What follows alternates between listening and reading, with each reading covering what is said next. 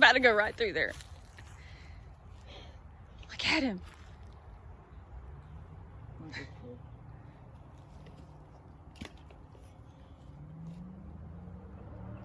Oh my God. I'm not going in there. Forget it.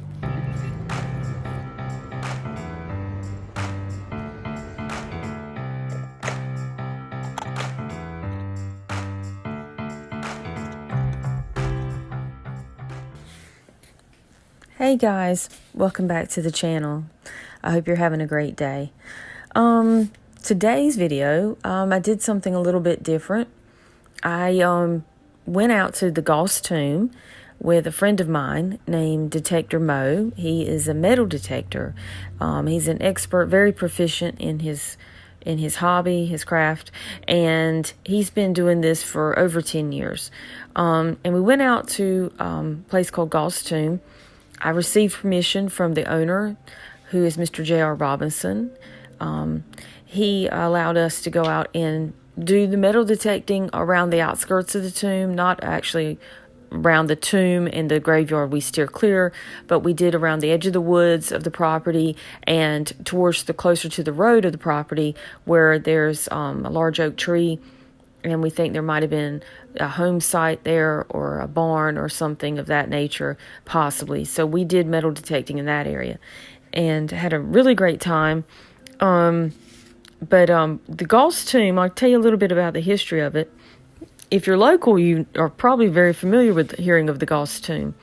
When I was growing up, I had always heard about it, and I had never been to it. And I got to go to it, and this is before Mr. J.R. restored everything back to the way it is now. At that time, it had been growed up. You couldn't see it. You couldn't hardly find it. When I found it, purely by accident, in a way, I was looking for it, but I had almost given up, and I looked down, and I was standing on the top of the tomb.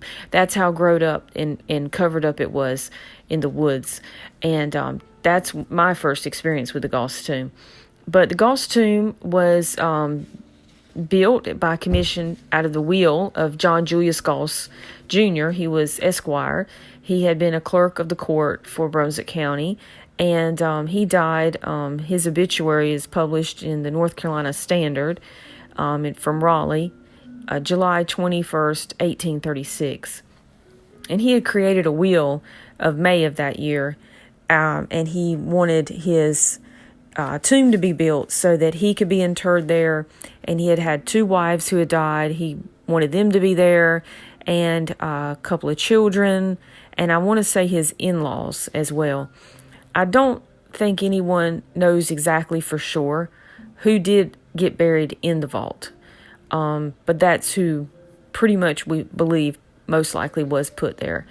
Now, over the years, it probably wasn't long after the vault was sealed that the tomb robbers, the grave robbers, and the vandals started.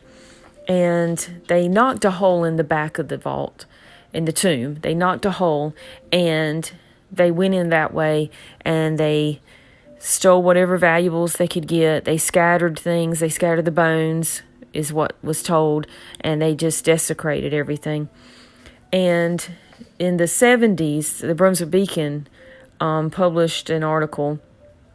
I believe it was in the 70s, and it might have been in the 60s. The Our State magazine put an article out, I believe, and it talked about how some Gauses had came down to the tomb to visit and had got Mr. Claude Gore, who was 17 years old at the time, to hold a mirror outside the tomb and shine this so the sunlight could reflect off of the mirror and into the tomb, and they could go in and clean up the tomb and take the bones out and finish burning what was left and hoping to end the vandalism. Did it work? I'm not sure, but there wasn't much left after they had done that. There wasn't much left inside. So around, I want to say 2015 or so, Mr. JR took the property back over for the family, and he restored everything back. And it looks phenomenal. It's private property. You can't go on the property unless you have permission. But we did, and we spent our day, a couple hours out there doing some metal detecting, and I learned a lot. And I'll let you guys enjoy the video.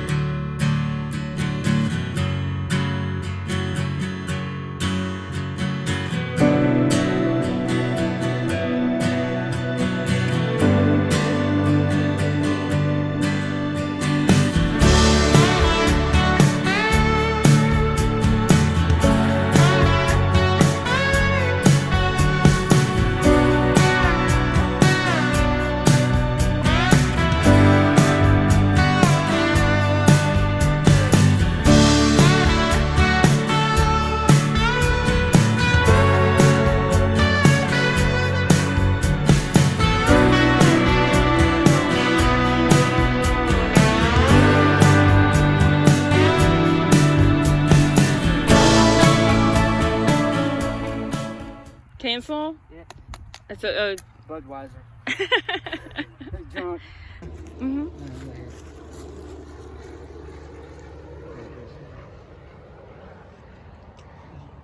This is what I just dug up. Yes. So there is some stuff here. I found a 1700s cuff flat button.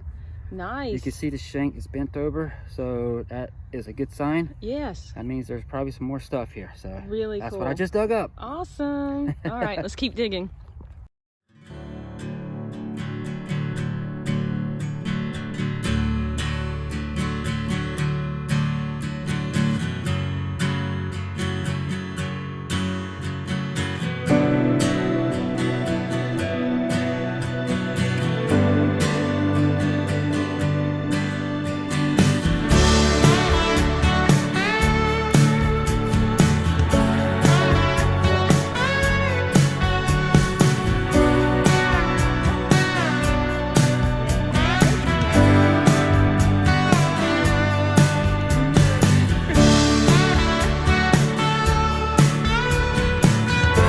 Find any more snakes? I'm sure he's got a family. Oh yeah.